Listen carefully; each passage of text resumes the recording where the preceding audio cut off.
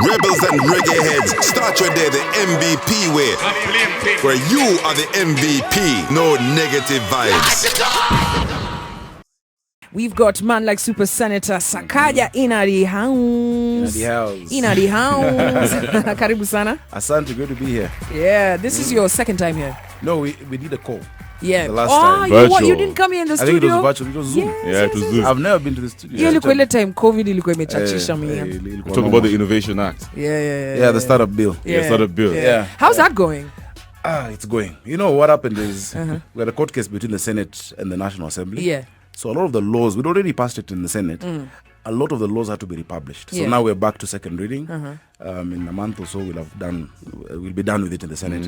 Goes to the National Assembly. It's an amazing, piece of law. It all is. these tech innovators can get not just funding actually, but access to venture capital funds by us de-risking them, creating innovation hubs across the country. Because a lot of the talent and the potential we have is not in the normal jobs. It's in these startups. It's in ideas using technology. Yeah, it's interesting. It's actually great to have you here in studio, and we've been having a lot of conversations, especially with the youth, regarding politics. And there's one question that keeps coming up. It's like, and I'd love to hear your thoughts on this. A lot of young people are like, mi hata sitaki kuvutia wasewa yangu, wameenda huko hata hakuna kitu wametufanyia. Unaona venye tuna struggle, maisha imekuwa hata ngumu. What do you tell a young person who says that? First of all, I'm happy that that young person is saying they're going to vote. True. Regardless. True. Because there's been too much apathy. Or people saying, if I vote, there'll be no change. So even if you're coming to vote against the young guys, it's okay. I don't think youth in itself is a qualification for leadership. Yeah. If you get a young guy who's corrupt, he's worse than an old guy. Yeah. At least the old guy even, it's like if you're being devoured by a lion, do you want a young one or an old one? The old one will go slow. Yeah. Let us not get in young guys for the sake of them being young. But a young person who understands your issues, of course, will get them better than an older person. And those who've changed society before, look at Akina Tomboy, how old were they? They were in their 20s, in their 30s. Yeah. Look at the second liberation, it was young guys. If our generation understands, there's, we have a cause to be about, and we choose one amongst ourselves, then we'll be better off. So the first thing I'm happy about is that young guys are going to vote. You first vote. But I would push for young leadership that has vision. There's some young guys who think like very old people. They're very backward. They are thinking tribally. They are corrupt. So what's the difference? But how do you judge this guy has vision? Because Susemanga, I can get well. I'm not gonna say Susemanga. Me nitasema Miki vyangu. It's like when this guy gets power, man. He's high on it. He changes, and suddenly the most important thing to him is the party agenda. I think the problem is this: power doesn't change anyone. Okay, it reveals who you truly are. Yeah, it shows who you truly are. So especially at the lower levels where you can be able to interrogate before you choose. People now choose, then interrogate after. That's true. Like, this is what they used to do. So just do your research. And there's a lot of information out there. For instance, me, I tell guys, look, this is what I said I'd do as senator. This is what I said I'd do as nominated MP. I have done. I've done my part. So if I can take care of this at this level, then you can trust me with the next. So interrogate. Call them for town halls as young guys. Ask them questions. You will tell. Let me tell you, human psychology, you will tell a lie.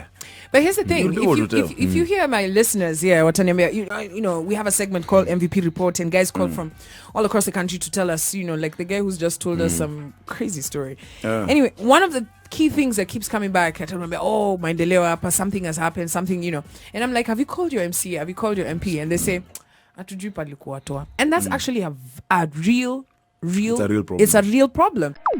Rebels and reggae heads, start your day the MVP way. Where you are the MVP, no negative vibes.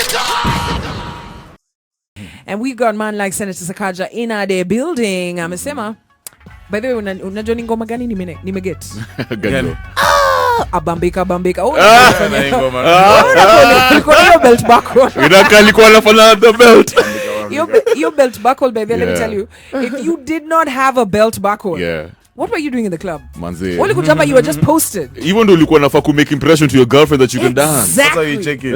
Bana. Ukikuwa shule yako manze, unava paka nini? They were banned, by the way. They were banned by the buckles. Yeah. Just uko na chapana nazo. No, because they knew Uyu ne ule wa kwenda kuimpress. Undo msoko. Uenda kuimpress number, don't come here with the backhoe. Bakulimeandikwa G-Unit. Man, anyway, Jesus Bombika is coming up. Don't touch that dial. But we're talking about, we're talking to Senator Sakaja, and amekuja kuongelesha my youth, you know, and actually we stole him. Yeah. He wasn't going to be here. We stole him. But I'm glad I came here. I wish the invite was to hear. And we, you know, it's been a long time coming. We wanted you to especially talk to the youth. Say tunaingia politics season, mad tuko politics season deep. First question, you know, when we took the break, we were talking about a lot of young people will say they'll call it. They know what their problems are. Youth know what the problems are affecting them. They know how to speak out against them. But then, you know, the only places they have is social media. So you'll find someone going, "Oh, I place maze area MP amekuwa amazing." They'll call the radio, and we get this a lot. And then we'll tell them, "Why don't you look for your MP?" And they say, "I don't know where to get this guy. Ever since Ali campaign." That's the last time I saw the MP. What should they do? You know. First of all, it shows you the problem we have with our democracy. Because remember, we have a system of governance that was designed in the 19th century. That was supposed to operate with the information technology of the 15th century, which is the newspaper, you know, the printing press. For a society in the 21st century that moves fast. So when I tell guys, okay, let's do a town hall meeting. Or give us your views. Who's going to go for a town hall on a Tuesday afternoon to sit down and give views which wouldn't even be hard? So we need to reimagine democracy first of all. We need to reimagine it. But I think what young guys can do, when you get those opportunities, first, be informed. That's true. First, be informed. Do your research. This one is promising you 6,000. This one is promising you wheelbarrows. How does it work? What is the budget? What is Kenya's budget? Do you know? How much would it cost to do this thing? Is it feasible? No, to see mavala. Because you know it's very easy to promise people. In fact, people say we campaign in poetry, but you govern in prose. Damn. People will say anything to get elected. So you have your information. And in fact, there's some resources. There's fact checkers, you know, for politicians, etc. There's all that online. But number two, whenever you're able to get an opportunity, for instance, if you guys are organized, whether it's in Campo, whether it's in Campo, or in your estate, wherever it is, get together, invite those aspirants for a town hall. Invite them for a discussion. Let's have debates. But look, and you know, it's very interesting you mentioned that. You know, as our job is just where we see, we share. Look at the past 2-3 weeks. Who have before the rally started, right? And that's why I find things very interesting. When they're going to Mount Kenya, for example, it's a business, you know, top business people who are being addressed. And who runs that region? Who's really running things there? The problem with us young guys is that we can't come together. And we have not been able to come. We have the power. I was in that picture of the people on a plank, on a cliff, and the leader is one of the plank. If we just step back, they'll go down. If the young guys were able, and that's the example I was giving you, anytime this country has ever moved, every time our continent has moved, it's when young guys came together, didn't think of tribe, didn't think of who has chums or who has money, but decided. We have the power to do it. Unfortunately, we're still caught up in these tribal cocoons. We're not researching. We don't care. We have apathy. That's why the first guy said, I'm happy. At least anasema at a vote, but not for this young person. Let's first get into voting. So what does that look for info? What does that mean then? The bar has been set so low for you to become a leader in Kenya, for example. All you have to do is just go say, first of all, you have a bit of resources, and then say, taleta bohol, sintaleta ile barabara, simonone ilifanya nini last time, and then people say, hey, si ndapunguza bei ya tei, you know, as in, I mean, that's the problem. Though for me, what I've been able to see, is especially after the last election, where there were a number of populist guys who got elected. People are beginning to see, lakini this job is not for this kind of a person. Oh, we are promised laptops, hakuna kitu kwa hiyo ilikuja. So just tell me the truth. What can I do? And you have to make your decision. The other problem, we have too few choices. There are young guys there, proper young guys out there listening, who to complain, but when have you brought yourself up to stand for leadership? You know. But you know, again, I'm speaking for the youth. Tutaniambia maze, unajua kwa leader ina cost pesa ngapi? And we actually did the survey that was done by those guys. Cost of politics. Yes. My guy, in fact, sasa mimi sasa niseme wacha, unajua nini, nimechoka kuongea, wacha ni kwa women rep. I'm going to spend more money than a guy who's trying to be an MP. Do you know, let me tell you, mean little rapido. That's the question. The problem, many of us want to start at the top. Me, I started as a dere. Are you serious? See, I was in Kibaki's campaign. Yeah. Kombox will tell you, I was Vijana na Kibaki. Yeah. That time I was like 20, 21. Yeah. I mean, that was 2007, so I was 22. Yeah. But I took a job. Of course, I was a student leader in campus as well. But I took a job that most guys would refuse. What don't get mkutano? You're the one wiping a moti outside there, so you're waiting for your boss. But it is through that that I was able to make networks and I connected. In a few months, I was in charge of the entire, electoral process for President Kibaki at that age. It's because of that I was able to sit down with the president wacha Uhuru Kibaki anachukua notes na mimi mtoyo kampo.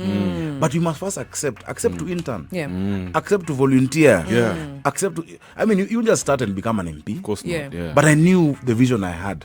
So unaingia tu ile vile unaweza ingia. Get your guys together. People, I mean, Obama became president. How much money did he have? People came together with $2, $5. You can do crowdfunding. Now us young guys have the ability to network more than anyone else. You can set up something online, go fund me and whatnot, and guys come together and actually, but do it for the right reason. Doing politics for chums, it's like doing drugs for the side effect. Mazeli tei na ngingine kali, poa sana, I love it. It's for the wrong reason. Ukicheki story ya Boniface, I'm telling you. Ukicheki story ya Boniface Mwangi, and even people like Miguna. For example, ati walikuwa wameenda kwa ground, and then they were saying how ati walikuwa, every time they hit the ground running, wakila walikuwa wanataka handouts. And so one of the insights, especially when we had the conversation with them, walikuwa nasema ni hard sana Mkenya kupatia airtime for you to sell the agenda if you're not giving them something small. Remember Bonnie, is that true? Bonnie's documentary. Hapa na hii alikuwa go head to head with Jaguar maze.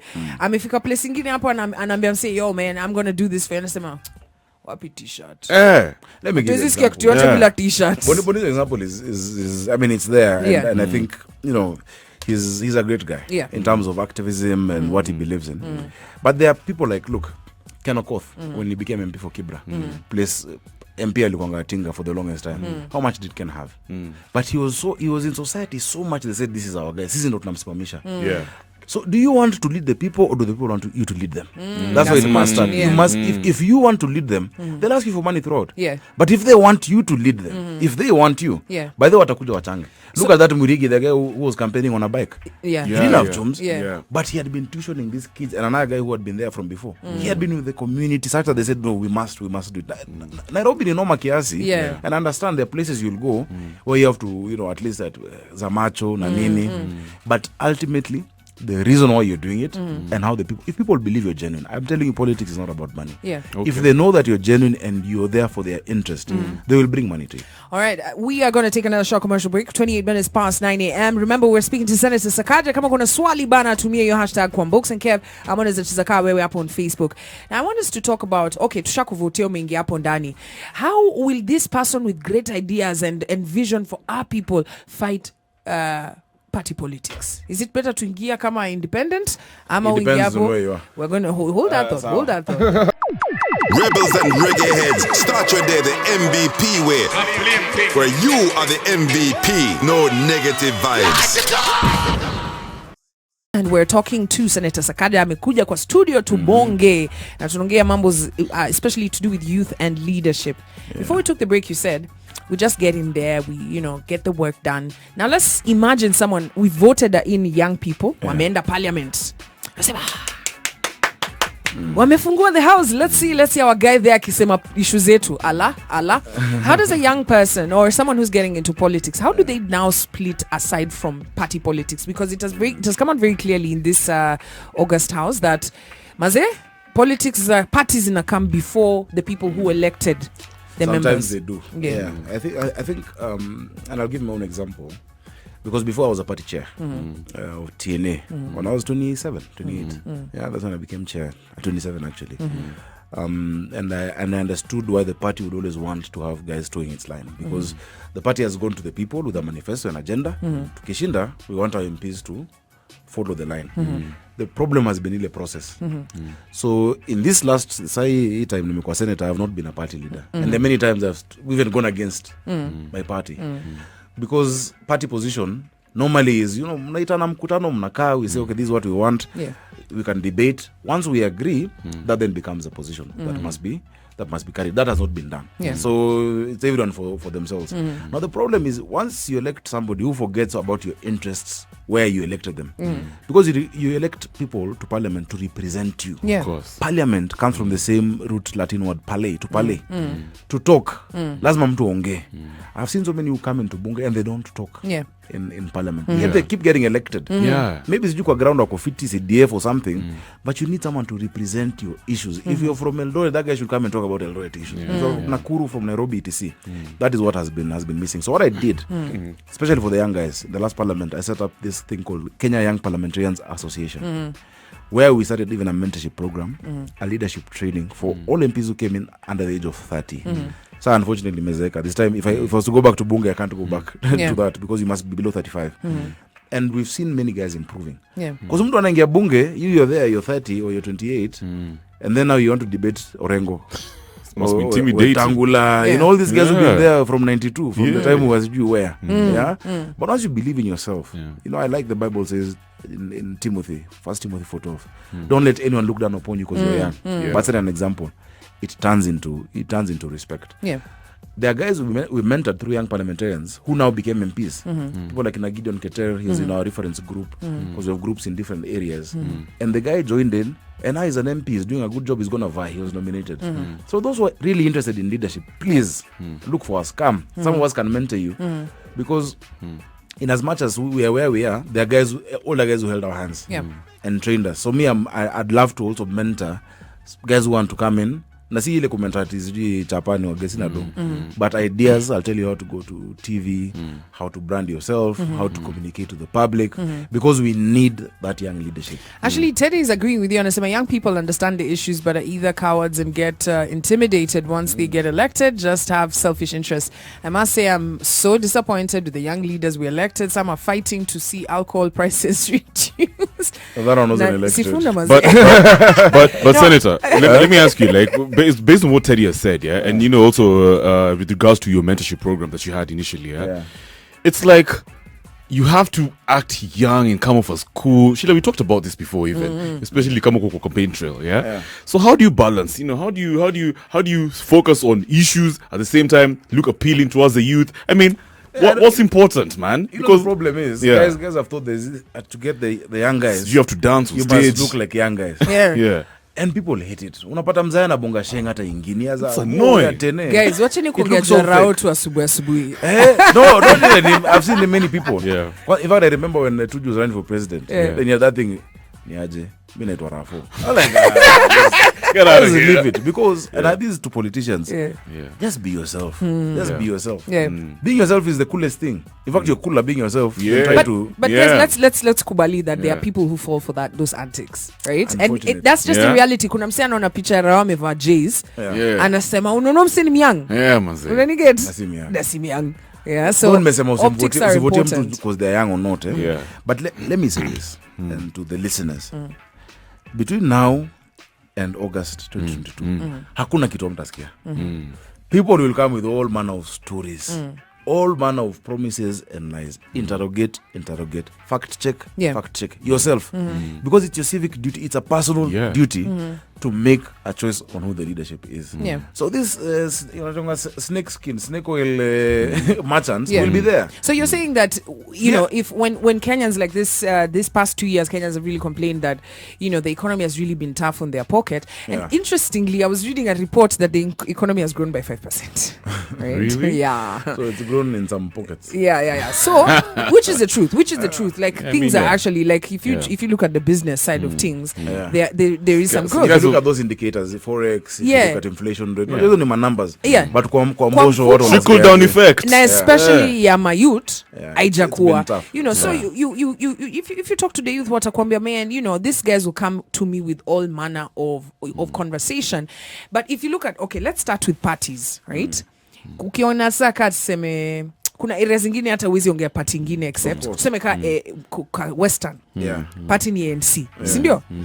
And then so you come in umesema nisaidie na kura yako, umecampaign alafu party nominations na hapo ndio the real politics na kuanga umetomolewa na sio umeshinda tukue na NC, unaona sisi ni watu wa amani na nini. The next thing about done ameingia PNU, the next party, you know, ama amekuja kama independent. Should I be listening to that person?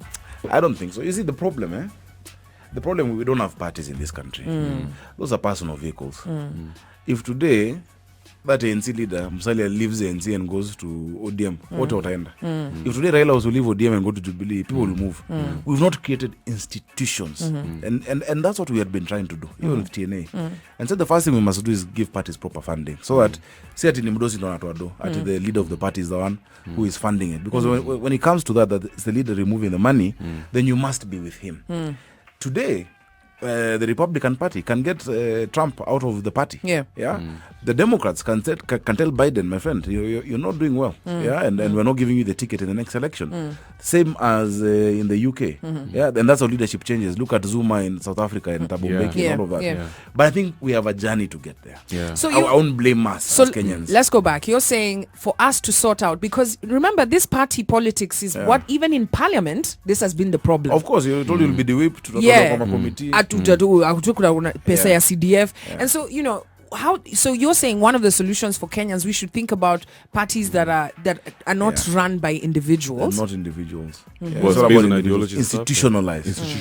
And I wish we had few parties. So, you know, if this person is a Republican or is in Jubilee, this is what he believes in.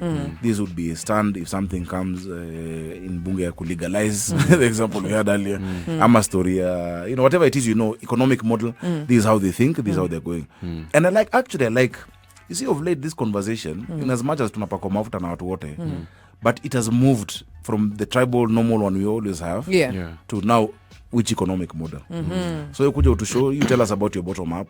Someone else will come and tell us about stipends of 6K social security, and let us have debates on issues. We are getting there. Now you interrogate those issues. But let me ask you, you know, Juzi, I was talking to a Boda guy. I can remember, you know what, Kev? Ati 3 months to the elections, people somehow, something hits the mental, wanaanza kufikiria tu sas tribe, my people. You know, people even go back to the villages and uko naenda kuvotia, right? So his argument was, ati unacheki vile since election since independence time, there's a specific region that has been getting the larger the piece of the cake, which is mostly Rift Valley na Central. Anasema regardless of what, Kevin, hii kitu inafaa kwa sasa distributed hata si equally, watu wa western sasa wakule sasa inakuwa let's vote in terms of blocks and the benefits this block will get, and then after that we can talk about ideologies. You think he has a point? You know, the point here is he has what is true. What he said is the feeling. It's true. There are places that are felt they've been left behind for a long time. And that's why we introduced devolution. That no matter what is going at the top there is no part of the country that doesn't get money. And so that's why people must be more interested in their county leadership. Wajie kona do. Before, what used to happen, a group of guys would sit with the president and the minister of finance and agree budget tutoreaje, and they just allocate money how they want. That's true. Now you can't do that. There's no part of the country you can ignore because they're on the wrong side politically. So this thing of also it's our time to it. I think we should stop it. Ideally, you know, if we had you know, we're a nation of nations. If you look at like this, the model in Switzerland, they have their cantons, and it just rotates from this region, then this other side becomes president for a year, then this other region becomes president. So when you're president, you won't be unfair to these guys because next year, but these other guys will be president. If we accept that, look, we're a nation of nations. But if not, the reason why guys go back to their tribe, the least common denominator is because we've not created a higher identity of what it means to be a Kenyan. What does it mean to you? Are we just 500,000 guy? I mean, 50 million people in 500,000 square kilometers that we just have to get along. What is that identity? Because if you define that, then you'll say, okay, this is Kenyan to do, this is not Kenyan. Which is why, even where there's one tribe, if you go like to the Somalis, they have clanism. They go to the least common denominator. We must create that identity. And then you must know that there's equal opportunity. That mtu wangu akitoka Kisumu, they have the same shot at life as a kid from Nanyuki. They have the same chance to go to a good school as a kid in Garissa. Once we do that, tribalism will end. All right. Now, I want us to, you promised that you tell us, especially for young people who are going to the ballot again this you know, next year. Ushatuambia promises itakuwa mob, tukwe rada. Hata sasa nishaanza kusikia promises. But what are some of those things I can hear and say, wacha nishuku hii story? There are many things. Number one, if an MCA tells you he's going to build a road, he's lying. That's what they work. First, you must know everyone's work in the constitution. Yeah. So senators and MPs are not the executive. Our work is not to actually build. I can say I'll push for, but if I say, Mimi, I will build a hospital in this ward, I'm lying. You're lying. Number one, if I'm running for that. But if I'm running for governor, nikisema hivyo, then you can hold me to account. Sijui kama nasikia. MP na senator bana wakikuja wakuombea wanajenga barabara wamwambia wewe waje. Baby. So we don't execute such things. Number two, if I'm, for instance, running for governor, and so I'm running for governor in Nairobi, and I tell you that I'll make sure that every house I will give you guys 10 Gs. Yeah. You know the budget of Nairobi is around 30 billion. Yeah. Calculate. You have to calculate. Just calculate. Doesn't make sense. And then you call me out. It's not practical. So it's just about being informed. You can only lie to people who are not informed. Yeah. When someone tells me they'll build stadiums in 6 months. It's impossible. When you're building it from what? In 6 months' time. So there are a lot of lies. But I gotta ask you one question. Ato Miguzia, are you running? I'm running. Yeah. For governor? Governor of Nairobi. Jeez. William Nganga anasema Sakaja is sober leader and I believe he'll transform. But lakini Loretta nauliza, what proud work are you proud of that you've done for Nairobi? Yeah. The first thing I'm proud of having done as a leader was the legislation I've brought. So of course there was the 30% procurement opportunities. There are guys whose lives have been changed. Yeah. Many have not accessed it. That's why I want to move from making the law to implementing the law. Yeah. So 30% employment authority, which has helped guys get jobs even outside the country.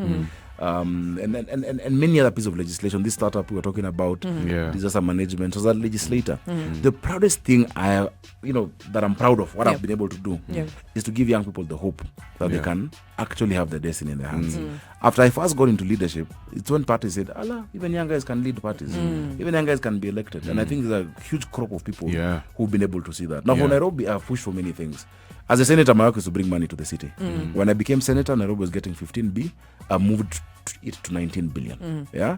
Because we haggle. That's why we had the fight over revenue. And guys weren't understanding me. They were going to add Nairobi's money by 150 million. I said, we have the most people. So it went up by 3.3 billion. Now, hiyo ndio report for me as senator kwanza. Ameleta pesa ngapi? How has this had with the 47 senators and made sure we have as much, resources as we can, and I've asked questions on accountability about the mass transit system, questions about garbage collection and what is not going right. But I feel like I've done legislation for so long, or rather for 2 terms. I was rated the best performing senator by Mzalendo a few weeks ago in terms of contribution. I now want to execute. Let's make Nairobi work. What are you going to bring? Can make it work. What are you going to bring to Nairobi? Tell us those promises. No, the first thing I'll do as governor is sort out our transportation. I think that's the most important thing. Yeah. Kids have to wake up at 4 a.m. to go to school. Why are you taking a 9-year-old through that? A 7-year-old? There was a plan that was done by JICA, by the Japanese, about how to connect the city. It was 400 million bob. The Japanese paid 300. We did 100. There's a Nairobi integrated urban plan that gives us fast rail. From that biggest trunk, Thika Road, all the way up through Ngong Road. And then one across where we're doing this expressway, but now we'll have to find another place. And then there are nodes. If I live in Kile, if I leave at 7, there's a 7 or 10 train, the 7:15 train gets me here at this time. When you go around, for me, that's the most important thing. And you know what? Who's designed it? The guys who've done, right now they're doing the Saudi Metro. Jojo Dongo, Kenyan. Same guy who did Dubai Metro, Kenyan. And there are people willing to come, put money into that. Because once you sort out the transport, you'll sort out housing. Not everyone has to crowd at the same place near where they work. You'll create a new economy. And you'll even transform the matatu sector. You cannot have a 21st century capital where the only thing public about public transport is the passengers. There's no public transport. Once you've done that, that's crazy. Then we'll deal with, of course, health, we'll deal with water. There, 80% I'd love to hear your health. What do you call plans? For health. In fact, it sounds plagiarized because I used to call it Sakaja care. We have after Obamacare. But it's simple. The biggest issue in health is health financing. So there are four angles on health. Number one, many people unasikia kuna mtu amekuwa mgonjwa in your family and you all get impoverished after that. If you had a cow, it is sold. If you had a plot of land, Harambes. If you look at the WhatsApp groups, I mean, they're like 20 now just for Harambes for that. So if you are a voter in Nairobi as a family, it costs 500 shillings for me to be able to insure you guys. Yeah. Now you pull it all together with around how much was it? I calculated last time with 5B. 5B from a budget of 40 billion. The most vulnerable can be cushioned. The most vulnerable. Yeah. The facilities are there. NMS has built another 24 facilities. Yeah. We have our doctors. So that money will be going to my facilities. If you have that card, you'll come and you'll get treatment free of charge. That one can be calculated and shown. That's universal healthcare. Will this be working with NHIF? Or this is separate? It's a form of NHIF. Because why pay another entity? Yet the facilities are mine. The doctors are mine. The medicine. So if I live in Nairobi, NHIF is how to? You can use it also. You can use it also as a boost. But you do contributions for NHIF. This one will be doing contributions for you. If you are that vulnerable. If you're not now, if you're above a certain bracket, you have to put in money. The more you earn, the more you should be able to do. So that we cushion those who don't have. Exactly. Why aren't we using this model for NHIF? Because I know that they've tried. Is it corruption? It's been so murky that I would be unwilling to get into it. The scandals they've had. You find some places they were colluding with these private hospitals. They're colluding with what I'd rather do what I can control as a governor. If they're able to demonstrate to me that we can outsource a special package for Nairobi, I'll do it with them. And then quick one before, because I know we don't have time. COVID imekuwa noma sana. And on the 10th of October we were celebrating World Mental Health Day. You look like you have it figured out. You're looking in good shape. You're thinking straight. What are you doing to maintain that positive mental attitude? We must always find people to talk to. And people must know it's okay not to be okay. Sometimes people think, ndachokiwa vibaya. Me, I've seen a therapist before. Sometimes there's stress. When you're a leader, I get people to talk to. And that keeps me focused, keeps my mind right. Okay. It can affect anyone. Mental health is not... I don't like calling it mental sickness. It is just how life has been. So people, find a friend to confide. And the problem is machali au majama. Guys, we feel we are macho. The pressure in society. You must look like doing well. Just be real. Many guys are going through so much. I'm sure people who are listening now. Many of you are going through so much. Find someone to talk to. Then don't compete with others. There's no deadline. There's no deadline at I must have done this by this time. I must have a car by this time. I must have a job by this time. There's no deadline. I have to be an MP by 30. No, God has a plan for everyone. Me, I was able to do it at that age for different reasons.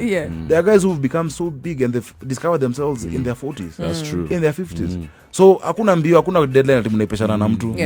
So hizi mapresha za Instagram na TikTok, acheni, you just believe in yourself. And also find a higher calling. Find a higher calling. Whether it is for me, I believe in God. Pray to God. Whatever it is, find time with yourself. Because once you know yourself, then you're mentally stronger to take on anything that comes. But it's okay not to be okay, guys. I love it. It's okay not to be okay. Super Senator Sakaja, asante sana for coming through. Thanks for having me. Tutakuwa rada. Thanks, man. Ameshasema huyo MC akifika hapo aspiring sijui senator akwambia atakujengea barabara, mwambie wacha wewe. Wacha hizo. Uongo tumekataa. This time tumesema wa Kenya ile wajinga Kenya waliisha. Thank you so much for coming through. Rebels and reggae heads, start your day the MVP way, where you are the MVP. No negative vibes.